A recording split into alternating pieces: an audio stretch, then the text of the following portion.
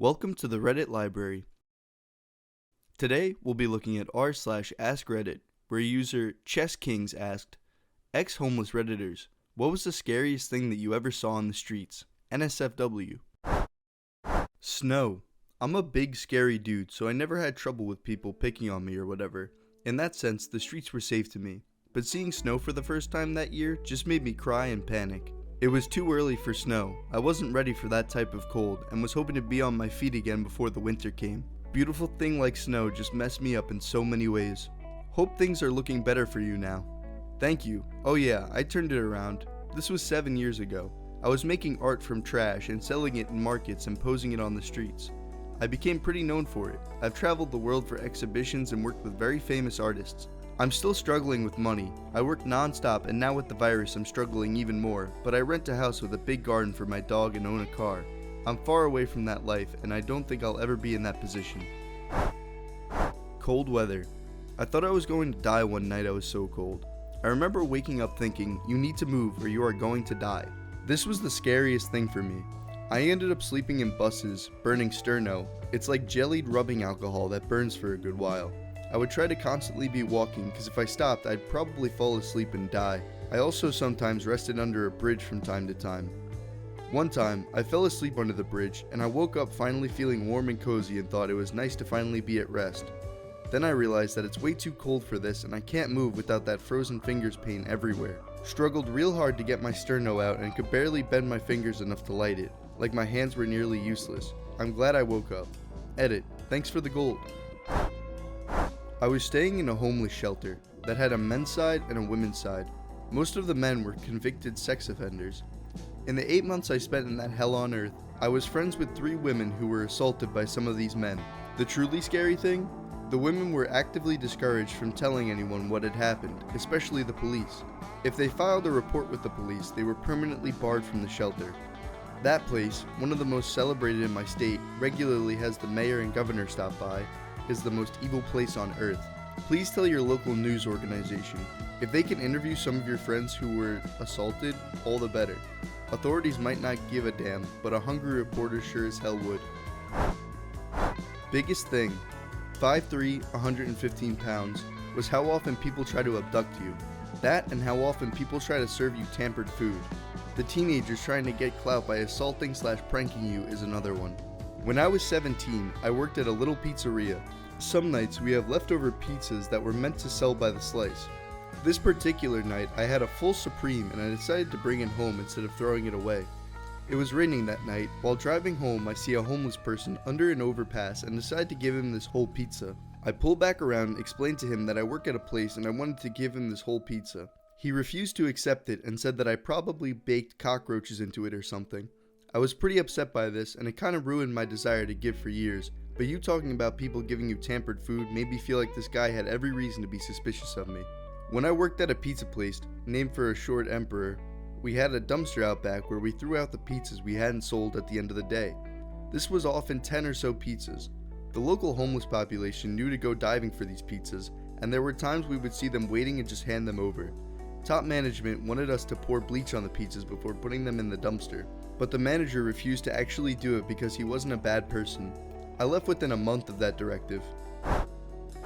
I was just sleeping around where other guys in my city sleep, then just see some teens stabbing one of the homeless guys multiple times. Ran away from there, never turned back. Man, there are some messed up people out there. I hope somehow that guy survived. My buddy is a public defender, only for 10 years until the state pays his loans. The stories he tells will never stop surprising you. Every time we eat dinner together, I always have to be reminded to close my mouth because my jaw is always on the table in disbelief of how messed up society is out there. Bottom line, get a public defender in your circle of friends. Your dinner parties will never be lame again. Guy I went to school with and am connected with on Facebook was a public defender. At the beginning of his career, he was a big bleeding heart sort of person. 10 years later, not so much, at all. There is a drainage ditch in my area that the local homeless people tend to bed down in. A few years ago, when I found myself destitute, I spent one night down there. That night, I witnessed a Molotov get thrown into another dude's spot, which led to a huge fire that ran rampant through the area. Yeah, I bought a tent the next day and started camping in the local mountains. That's insane. And here I thought GTA is far from real life. People who had been homeless way longer than me, trust me, there is nothing scarier on the streets than the meth couple who this has been their day in and day out for thousands of days. People joke about meth, but unless you've been around chronic users, you don't understand how truly scary it makes people become. Like a whole new level of animalistic, impulsive, not right in the head people. I hate meth. I know plenty of drug users that can do drugs casually for recreation, except meth. I never met anyone that done it more than a handful of times that didn't end up crashing and burning. Lost a few people. They're not dead, but merely a meth-fueled husk of their former selves. I had been homeless for a couple weeks now and had made friends with this couple. They seemed pretty chill, but I had a bit of a drinking problem. Anyway, one night I was sleeping, could hear some commotion going on, couldn't make out who it was or what was going on, until my buddy comes in and sits on my sleeping bag, blood pumping out of his neck. Like full on, every time his heart would beat, it would splurt out. Not under huge pressure, but it was pretty bad. I asked him what happened, and he said he thinks his missus had cut his throat with a Stanley blade. He was so drunk he was not aware of how bad his injury was, and insisted I did not call an ambulance. So I called the police, they called the ambulance. I see the dude a couple days later, still homeless, scar on his neck. He's ever so grateful the nurse had told him how lucky he was. He was literally a couple millimeters away from dying that night. Edit. I'm no longer homeless. This all happened about 6 years ago. I no longer speak to him. This is another long story. She was arrested but not charged. Last year, she committed suicide, so she's no longer with us. Not what I saw, what I heard, if that counts. For a while, I slept in an empty house. I'm in the UK, so it was a huge Victorian building with about 6 floors. I slept on the 3rd or 4th floor, out of the way of the casual intruders. Drunks and prostitutes use that space. And one night, I heard a load of shouting and a female screaming from the ground floor. Now I was 16, a junkie, and about 120 pounds, so I wasn't in any position to do much, but I crept down the steps to see what was happening. By the time I got there, the place was empty and the noise had stopped, so I went back upstairs. I found out the next day they found a body in the wasteland outside.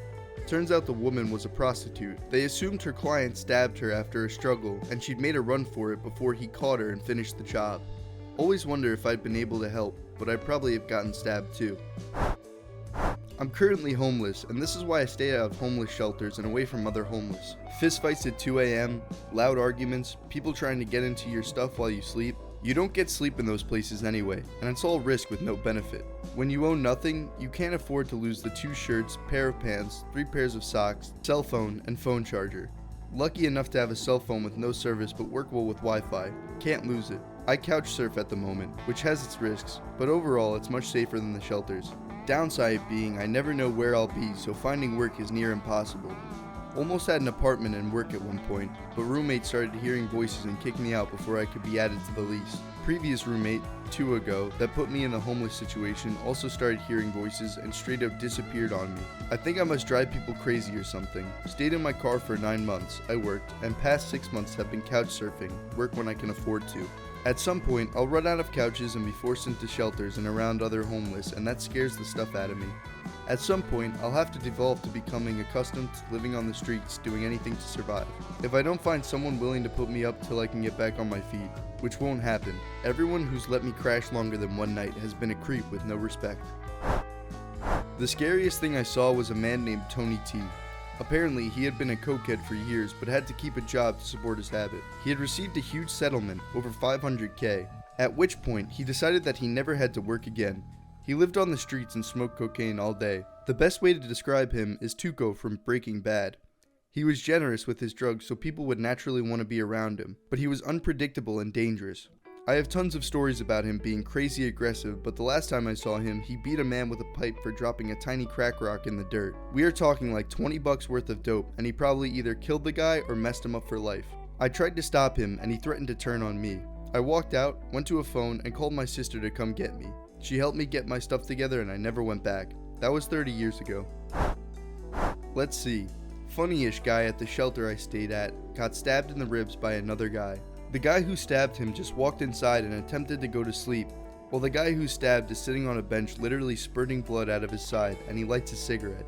When the staff called 911 and tried to help, he was pushing them off saying he was fine. Horrible. There was a gas station down the street. A guy paid for gas, took the hose, and doused himself in gasoline. I was smoking outside, and I remember him walking by outside the yard area with a lighter in his hand, arm fully extended out. He was very mentally ill, so I didn't think anything of it. I couldn't smell gas or anything like that. I continue to smoke, light another one up. About 10 minutes later, I'm inside messing around at the front desk, and a dude runs in the front door and shouts, "Give me wet towels, a guy set himself on fire across the street." Homeless shelters aren't in good areas, so I just walked out casually, thinking some idiot at the apartments across the street had set a rug on fire, and the dude who ran in was just being a dummy. I walk out the front door, and sure enough, on one of the stairwells there's flames. My thought process was basically, yep, some dummy lit a rug on. Oh, the rug sat up. Me and 3 other guys ended up being the ones to put him out. He wouldn't though. I don't know if the gas had to burn off first, but probably.